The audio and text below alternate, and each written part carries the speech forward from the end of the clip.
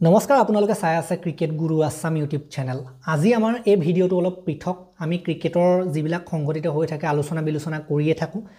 আজি এই ভিডিঅ'টোত আমি আলোচনা কৰিম কিছুমান মৃত্যুৰ কথা, কিছুমান অপমৃত্যুৰ কথা, কিছুমান ক্ৰিকেটাৰৰ অপমৃত্যু।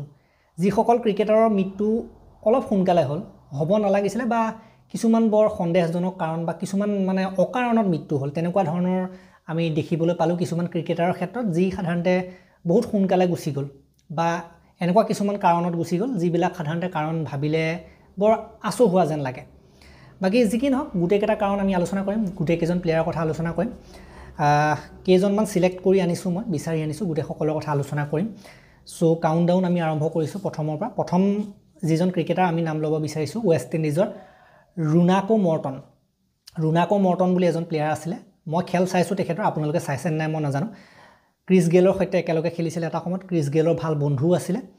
তেখেতৰ এটা কাৰ দুৰ্ঘটনাত মৃত্যু হৈছিলে 2012 চনত, 33 বছৰ বয়সত মৃত্যু হৈছিলে। ভাল এটা টেলেণ্ট আছিলে ৱেষ্ট ইণ্ডিজ ক্ৰিকেটৰ, কিন্তু যিহেতুকে তেখেতৰ মৃত্যুৱে হ'ল আৰু আগলৈ আমি দেখিবলৈ আৰু নাপালোঁ। সেইটো আছিলে ৰুনাকো মৰ্টন। তাৰপাছত আৰু এজন ক্ৰিকেটাৰ, ইংলেণ্ডৰ এজন প্ৰতিভাশালী ক্ৰিকেটাৰ, ইংলেণ্ডৰ এজন ক্ৰিকেটাৰ যি উঠি আহিছিলেহে, যাৰ অতি এটা সাধাৰণতে বৰ আচুহোৱা ধৰণৰ কাৰণত মৃত্যু হ'ল 2012 চনত, কেৱল মাত্ৰ 23 বছৰ বয়সত টম মেইনাৰ্ডৰ মৃত্যু হ'ল।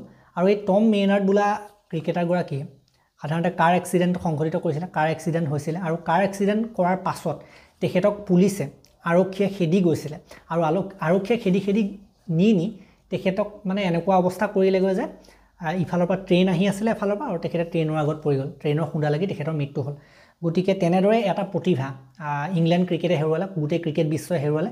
কেৱল মাত্ৰ 23 বছৰ বয়সতে যথেষ্ট ভাল ক্ৰিকেটাৰ আছিলে, উঠি আহিছিলেহে লাহে লাহে, আমি আৰু বহুত দেখিবলৈ পালোহেঁতেন, কিন্তু তেনেকুৱা অৱস্থাতে তেখেত নোহোৱা হৈ গ'ল। তাৰ পাছত আমি আৰু এটা নাম ল'ব লাগিব, এণ্ড্ৰিউ চাইমন্স। এণ্ড্ৰিউ চাইমন্সৰ 2022 চনত কাৰ এক্সিডেণ্টত মৃত্যু হৈছিল। নিজে কাৰ চলাই গৈ আছিলে, কাৰ এক্সিডেণ্টত মৃত্যু হ'ল। 46 বছৰ বয়সত মৃত্যু হ'ল। তেখেতে বাৰু অৱসৰ লৈছিলে ক্ৰিকেটৰ পৰা, কিন্তু তথাপিতো ইমান সোনকালে যাব নালাগিছিলে। 46 বছৰ বয়সতে তেখেতৰ 2022 চনত আমি মৃত্যু হোৱা দেখিবলৈ পাইছিলোঁ। আৰু কিমান এজন ডাঙৰ অলৰাউণ্ডাৰ আছিলে আপোনালোকে জানেই, এণ্ড্ৰিউ চাইমন্স। যিসকলে খেল চাইছে তেখেতৰ 2005, 2007 এনেকুৱা সময়ছোৱাত তেখেতে আমাৰ ইণ্ডিয়ান টীমৰ বুলিয়ে নহয়, সাধাৰণতে গোটেই যিমানখিনি ক্ৰিকেট খেলা টীম আছিলে সকলোৰে, যিবিলাক বিৰোধী টীম সকলোৰে কিন্তু টোপনি হৰণ কৰিছিলে এজন অলৰাউণ্ডাৰে। বেটেৰে হওক বলেৰে হওক বিধ্বংসী এজন অলৰাউণ্ডাৰ আছিলে এণ্ড্ৰিউ চাইমন্স। তাৰপাছত আমি আৰু এটা নাম ল'ব লাগিব, শ্বেন ৱাৰ্ণ। কিংবদন্তি এজন cricketer, spin bowler Shane Warne, অষ্ট্ৰেলিয়াৰ। তেখেতৰ কথাটো সকলোৱে শুনিছে, কোনেও নুশুনাকৈ নাই। আৰু তেখেতৰ মৃত্যু হৈছিলে সন্দেহজনক অৱস্থাত। তেখেতৰ নিজৰ এটা ভিলা আছিলে, ভিলাটো আছিলে থাইলেণ্ডত, বেলেগ দেশত, নিজৰ দেশত নহয়। আৰু সেই থাইলেণ্ডৰ ভিলাটোতে তেখেতক নিজৰ ৰুমত সন্দেহজনক অৱস্থাত পোৱা গৈছিলে, মৃত পোৱা গৈছিলে। আৰু তেখেতক ৰিভাইভ কৰিবলৈ চেষ্টা কৰা হৈছিলে ডক্টৰৰ টীম আহি, কিন্তু তেখেতৰ আৰু জীৱ ঘূৰি নাহিলে, সেই তাতে তেখেতৰ মৃত্যু হোৱা দেখিবলৈ পোৱা গৈছিলে। তাতো কিছুমান কনস্পিৰেচি থিয়ৰী আছে, কেনেকৈ মৃত্যু হ'ল, কি হ'ল, এতিয়ালৈকে কিন্তু কোনেও জানিব পৰা নাই। হাৰ্ট এটেক বুলি কয়, কিন্তু বৰ্তমান সময়ত কোৱা হৈছে যে তেখেতৰ যিটো ৰুম, তাৰ পৰা ছেক্স ড্ৰাগ বুলি যিটো কোৱা হয়, ছেক্স ড্ৰাগ মানে যিটো সাধাৰণতে যিটো কয় ন যৌন ক্ৰিয়াৰ ক্ষেত্ৰত যিটো ব্যৱহাৰ কৰে ড্ৰাগ, সেই তেনেকুৱা ধৰণৰ ড্ৰাগ পোৱা গৈছিলে, ড্ৰাগছ সাধাৰণতে তেখেতৰ ৰুমত। আৰু কিছুমান মানুহে কয় বা নিউজতো চলি আছিল যে তেখেতৰ ৰুমৰ পৰা কেইগৰাকীমান মহিলা সাধাৰণতে ওলাই যোৱা প্ৰত্যক্ষ কৰিছিলে CCTV ফুটেজত, তেনেকুৱা বুলিও কোৱা হয়। গতিকে তেখেতৰ ডেথটো এটা কনস্পিৰেচি থিয়ৰী, ক'ব পৰা নাই এতিয়ালৈকে কিন্তু কেনেকৈ কি হ'ল কি নহ'ল, কিন্তু হাৰ্ট এটেক বুলিয়ে সাধাৰণতে ধৰি লোৱা হয়। শ্বেন ৱাৰ্ণৰ 52 বছৰ বয়সত 2022 চনতে আমি হেৰুৱালোঁ। এণ্ড্ৰিউ চাইমন্সো সেই একেটা বছৰতে মৃত্যু হৈছিলে। এই দুয়োজনেই কিন্তু অষ্ট্ৰেলিয়াৰ ক্ৰিকেটৰ দুৰ্ধৰ্ষ প্লেয়াৰ আছিলে। তাৰ পাছত আমি আৰু এটা নাম ল'ব লাগিব, সেইটো হৈছে অষ্ট্ৰেলিয়াৰে Phil Hughes. Phil Hughes first class cricket খেলি থাকোঁতে অষ্ট্ৰেলিয়াৰ মূৰত আঘাত লাগি মৃত্যু হৈছিলে, মূৰৰ পাছফালে আঘাত লাগি মৃত্যু হৈছিলে।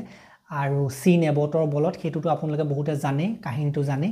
আৰু সেইটো এটা ডেথ যিটোৱে সাধাৰণতে গোটেই ক্ৰিকেট বিশ্বক হিলাই ৰাখি দিছিলে, আৰু যিটো আমি সহজতে পাহৰিব নোৱাৰোঁ। ফিল হিউজ বুলি ক'বলৈ গ'লে অষ্ট্ৰেলিয়াৰ এজন উঠি অহা এজন ক্ৰিকেটাৰ আছিলে। নেক্সট বিগ থিং হ'ব বুলি ভবা হৈছিলে অষ্ট্ৰেলিয়ান ক্ৰিকেটত, কিন্তু তেখেতৰ সেই মূৰত বল লাগি মৃত্যু ঘটিছিলে 2014 চনত, হয়তো 2014 চনত তেখেতৰ মৃত্যু হৈছিলে ফিল হিউজৰ। আৰু এটা আছে নাম এনেকুৱা ধৰণে সাধাৰণতে যিটো মৃত্যু হ'ল, বহুত আগতীয়াকৈ মৃত্যু হ'ল। তেখেতৰ নাম হৈছে হেনৰি কৰ্ণিয়ে।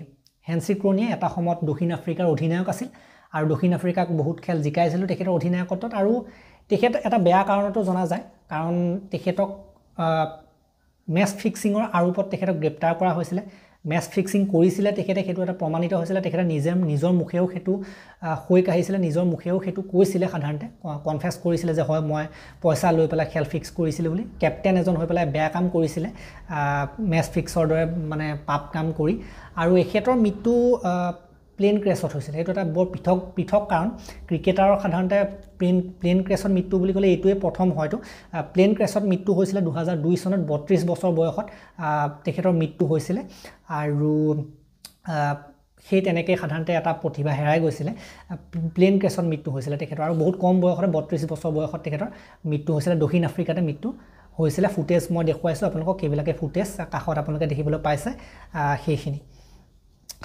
আৰু এটা এইটো মৃত্যু আজিলৈকে সলভ হোৱা নাই আৰু কোনেও গম নাপালে কি হ'ল কি নহ'ল মানে সিদ্ধান্তত উপনীত হ'বগৈ নোৱাৰিলে বব উলমাৰ এজন ইংলিছ ক্ৰিকেটাৰ আছিলে ইংলেণ্ডৰ ক্ৰিকেটাৰ আছিলে তেখেতে এটা সময়ত ইংলেণ্ডৰ কাৰণে খেলিছিলে আৰু পৰৱৰ্তী পৰ্যায়ত তেখেতৰ যেতিয়া বয়স হৈ আহিছিলে তেতিয়া তেখেতে কোচিং আৰম্ভ কৰিছিলে বিভিন্ন টিমক তেখেতে প্ৰশিক্ষণ দিছিলে তেখেতে পাকিস্তানৰ প্ৰশিক্ষণ হৈছিলে পাকিস্তান ক্ৰিকেট টিমকো প্ৰশিক্ষণ দিছিলে 2007 চনৰ ক্ৰিকেট বিশ্বকাপ হৈ আছিল 2007 চনৰ ক্ৰিকেট বিশ্বকাপটোত পাকিস্তানৰ যেটো টিম হেতুৱে ওয়েষ্ট ইন্ডিজ আৰু হিফালে যেটো আয়াৰলেণ্ডৰ লগতো হাৰিছিলে সেইবাৰ পাকিস্তান ওয়েষ্ট ইন্ডিজ আৰু আয়াৰলেণ্ডৰ লগত হাৰি পাকিস্তানৰ টিমটো অলৰেডি বাহিৰ হৈ গৈছিলে হেতু ক্ৰিকেট বিশ্বকাপৰ পৰা আৰু তাৰ পাছত বিভিন্ন প্ৰশ্ন উত্থাপন হৈছিল কোচৰ ওপৰত কেপ্টেইনৰ ওপৰত গতিকে সেইবিলাকটো হৈয়ে থাকে আমাৰ ক্ৰিকেটতো সেইবিলাক হ'বই হাৰিলে প্ৰশ্ন উত্থাপন হয় তাৰ পাছত আমি দেখিবলৈ পাইছিল যে সেই সময়ছোৱাতে পাকিস্তানৰ আৰু খেল হ'বলগীয়া আছিল যদিও বা আউট হৈছিল আৰু সেই সময়ছোৱাতে এই বব উলমাৰ